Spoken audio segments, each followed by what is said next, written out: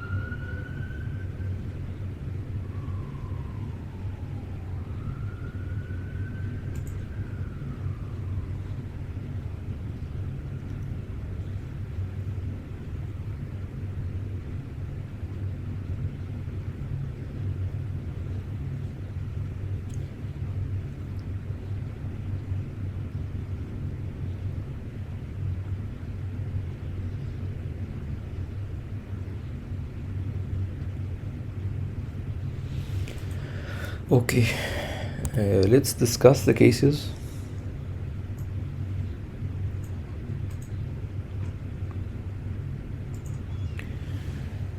Bismillahirrahmanirrahim. First case here is important. Before I start this discussion, you will notice that some cases will be repeated in previous session, but it is no harm because they are different patient and they are not exactly the same, and it is revised for the example for the cases. So there will be some cases will be repeated, but I think it is it's of no harm, and it is good to revise the cases because they are not typically the same, because they are different patient and every patient are different from other. So this case number one, there is in this CT mediastinal window we can clearly see there is a right-sided aortic arch. This aortic arch is right-sided. How can I am sure that is right-sided aortic arch?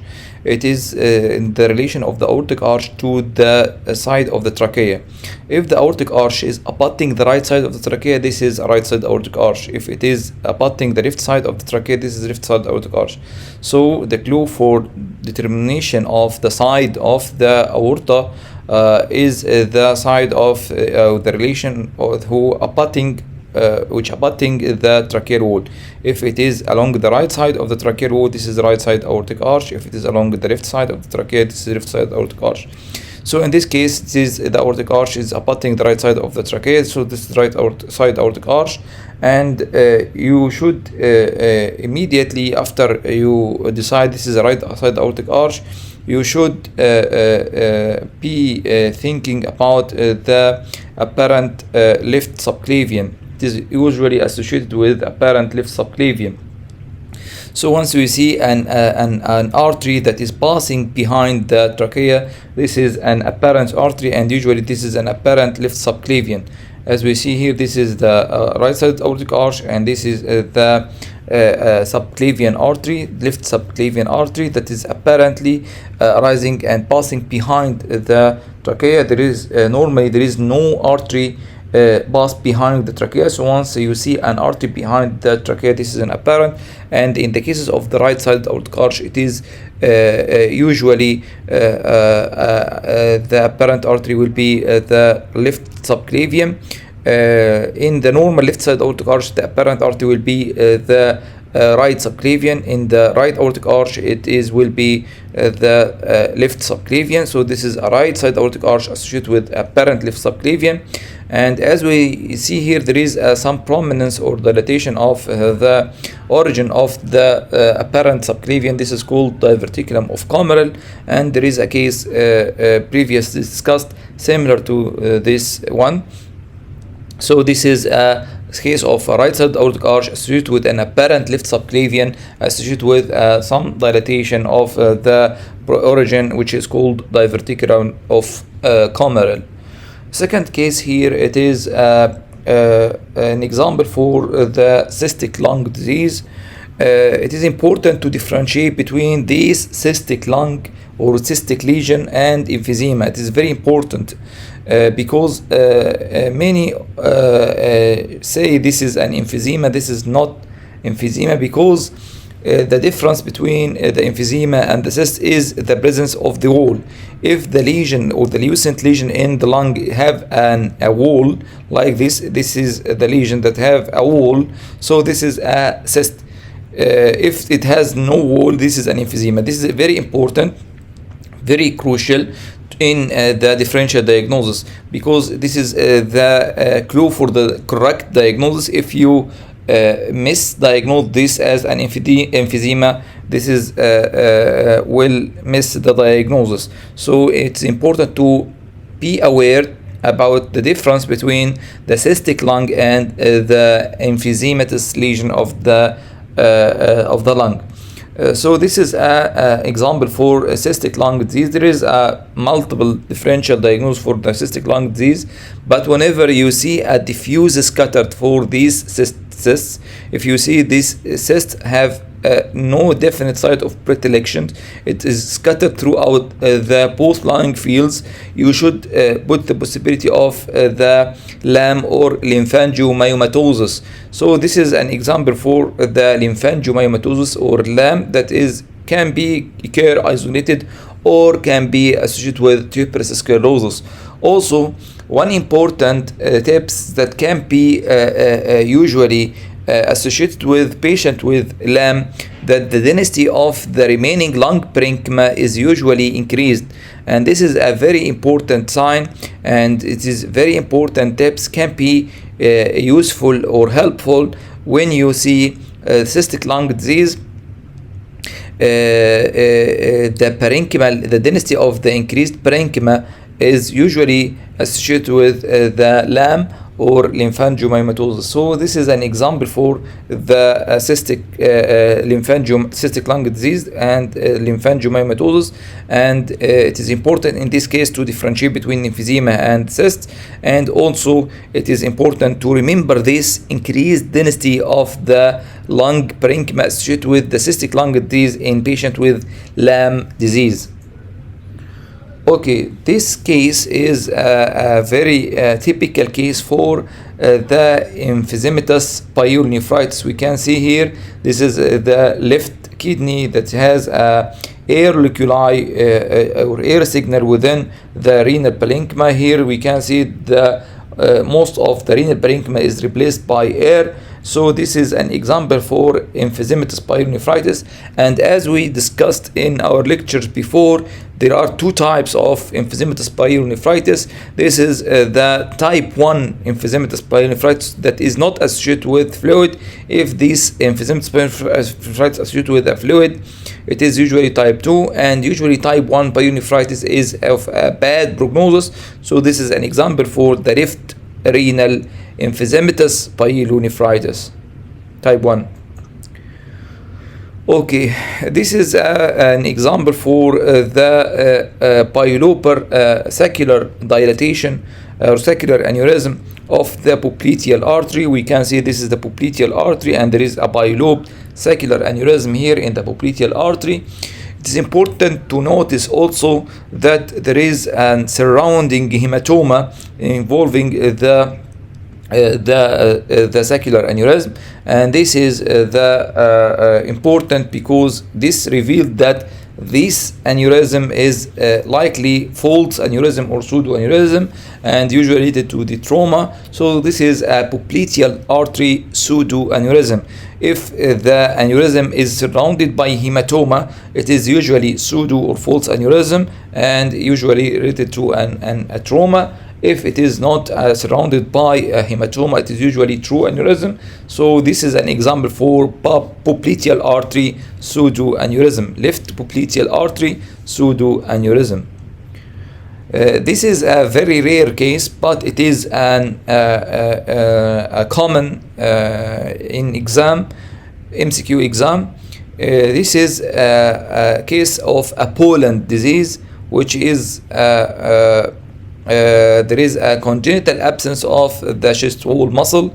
If we compare this here, there is the pectoralis major is present here, this is absent here. This is this is characterized for Poland disease, and as we say, it is not common to be seen in clinical practice, but it is common to be seen in exam. Actually, this is a case of Poland disease or Poland syndrome. Here we can see here in this case, case number 6, there is a evidence of hypoplasia. The right lung is smaller than the left lung, so there is a hypoplasia of the right lung. As we see here, there is the right lung is small in size in relation to the left lung. So there is a hypoplasia of the right lung. Also, if we see here, there is a hypoplastic right pulmonary artery. The pulmonary trunk here is divided into the left main pulmonary and right main pulmonary. The right main pulmonary is also hypoplastic. And if we see here, there is an apparent vascular structure that is curving toward the inferiorly toward the IVC. So this is all features are characteristic of scimitar syndrome. This is the apparent vessel as we see here. This is the map images to magnify or to assess this vascular structure. So this is a classic features for scimitar syndrome, in which there is usually there is a hypoplasia of the right lung, hypoplastic right ipsilateral pulmonary artery, and also the apparent venous range, which is the vascular structure which is representing the venous drainage of the lung that is draining into the systemic veins here in the IVC. So this is a typical example for scimitar syndrome, which is example for partial anomaly pulmonary venous return.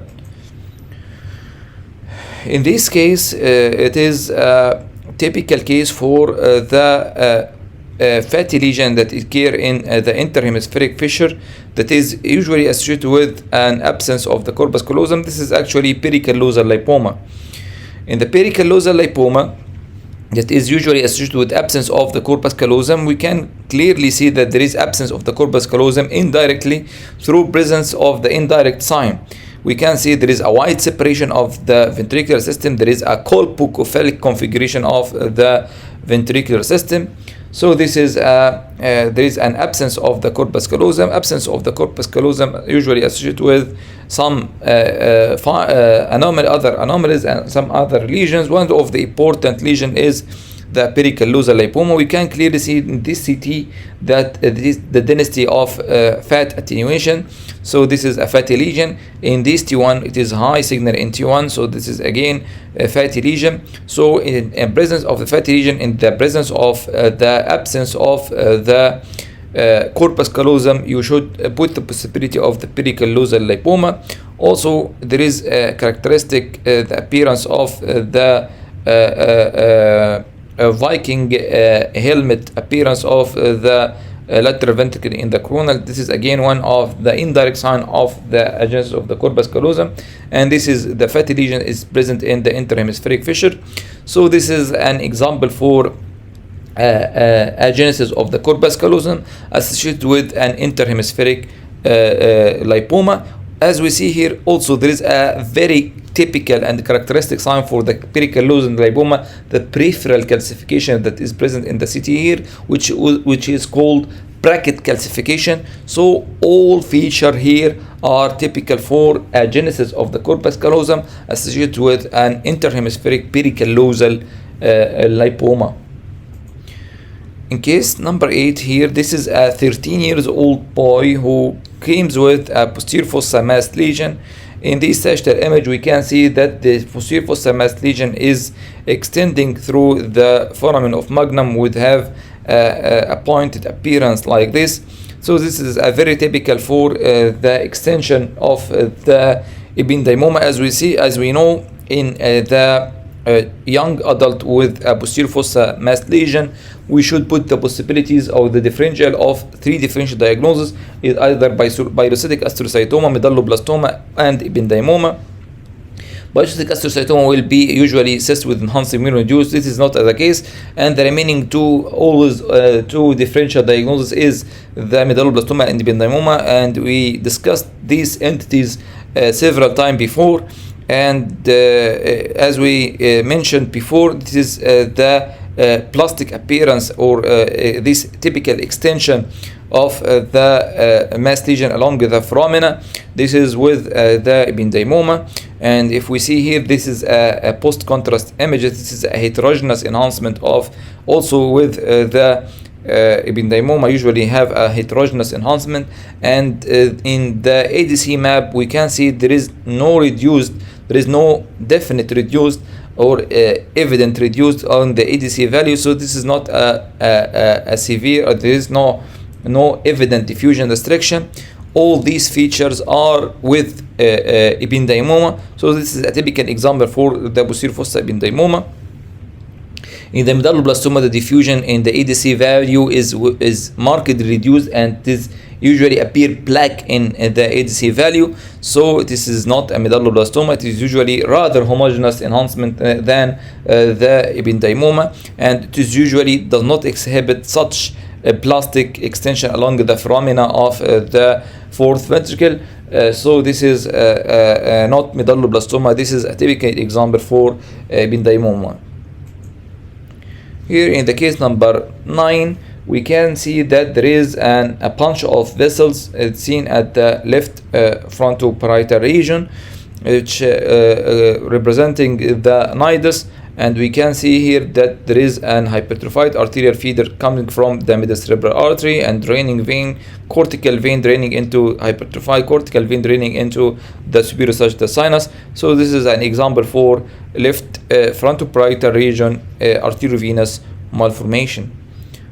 Here it is a typical example for a bilateral hilar mediastinal lymphadenopathy associated with nodules that are scattered through the lung with beaded fissure. This is example for perilymphatic nodules.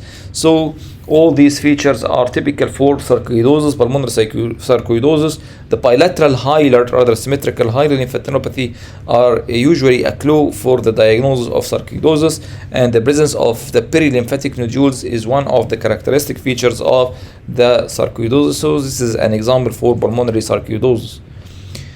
In this case, we can see there is a large mass lesion that is occur in the retroperitoneal space. It is a fatty lesion, large fatty lesion occurring in the retroperitoneal space. There is no evidence of cortical notch signs, so this is not an renal angiomyolipoma. So the other differential diagnosis in such fat lesion in the retroperitoneal is the liposarcoma, and as we know, the incidence of lipoma in the retroperitoneal is very rare, and usually if you see a fat lesion in the retroperitoneal, it is liposarcoma. In this case, it is heterogeneous and contains soft tissue, so it is clearly to be liposarcoma. And also the liposarcoma, this is very typical, that comes with a large size like this. It is usually present with an abdominal masses, so it is typical to or frequently we see this as a very large lesion like this. So this is a case of retroperitoneal liposarcoma, left lumbar region, large retroperitoneal liposarcoma. As we see, it's important to searching for the cortical notch sign to exclude. This is not a renal angiomyolipoma because it is important differential diagnosis.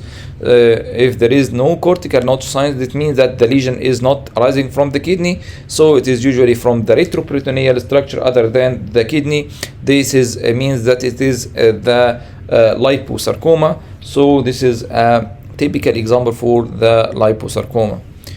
Here in case number 12, we can see there is an area of blooming artifact, bilateral rather symmetrical, occur in the basal ganglia, in the thalami, in the subcortical white matter, and in the dentate nuclei of both cerebellar hemispheres. This actually typical distribution of the Fahr disease.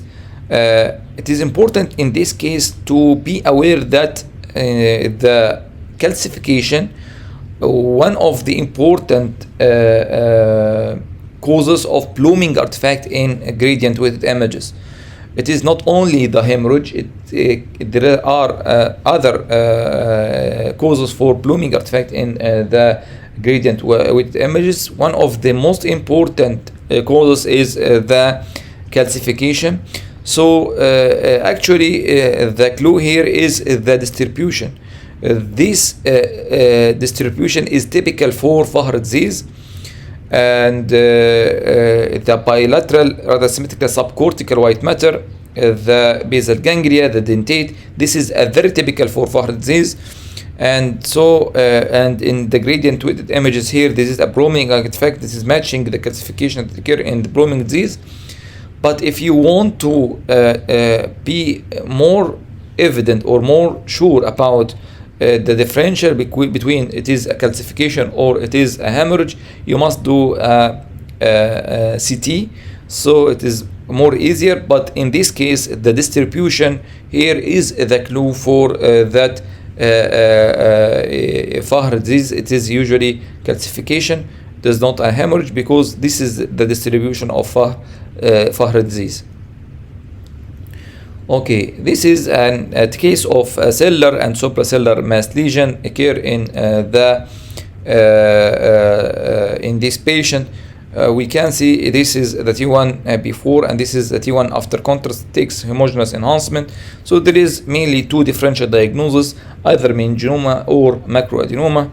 To differentiate between both, it's first to look for the pituitary gland, if you can separate the lesion from the pituitary gland. So this is meningioma. If you can't, this is could be meningioma or macroadenoma. Here we can't differentiate the lesion from the pituitary gland, so it could be meningioma or could be macroadenoma. Searching for a dural tail, there is no evidence of dural tail, but we can see here there is an important subtle sign that can leads us for the correct diagnosis. If we see here that there is some constriction at the region of the dural cilia, or the entry of the pituitary stalk, this constriction here, it is at the attachment of the dura. This makes the lesions have a characteristic snowman sign, which is in favor of pituitary macroadenoma. Usually the macroadenoma is relatively soft and can be indented by the attachment of the dura. So this is the typical example for the snowman sign. You can see here there is some waste or constriction here at the region of the dural attachment of the cella. So this is the characteristic signs of the snowman sign, which is in favor of the pituitary macroadenoma. So this is an example for the pituitary macroadenoma rather than meningioma. Here, this is a very typical case and very frequently seen cases, which is an example for Cartagena syndrome, in which there is a dextrocardia. We can see the apex of the lung of the heart is directed toward the right side. Here, the apex of the heart directed toward the right side. We can see also there is the left side liver and right side stomach. This means that this is a situs inversus totalis associated with a bronchiectatic changes, as we see in the middle lobe and lingula. This is an example for the Cartagena syndrome, or which is called immotile cilia syndrome, and is usually frequently seen. And we mentioned, or we see these cases in a previous spotter presentation before. Here the last or the final case, in which there is a large dural based lesion that is occupying most of the anterior cranial fossa. We can see that the lesion have a rather homogeneous enhancement in the post contrast images, and we can see here that this lesion is characterized by reduced or low T2 signal, which is a characteristic for the meningioma. So this is an extraaxial dural based lesion in the anterior cranial fossa. So this is anterior cranial fossa, usually meningioma. Here in this case we can see, or clearly see, an important sign, which is the thickening of the bone. It is the adjacent bone usually reactively thickened, and this is one of the characteristic features with occur with the meningioma. Meningioma can induce a reactive sclerosis in the adjacent bone. This is the thickening of the bone that is associated with the calvarium bones that is associated with the meningioma. So this is a typical example for large anterior cranial fossa meningioma with typical extradural extraaxial lesion, dural based lesion with typical homogeneous enhancement with typical low signal in T2 weighted images, and also reactive sclerosis of the adjacent bone. Thank you very much, and hope meet you soon inshallah بإذن الله.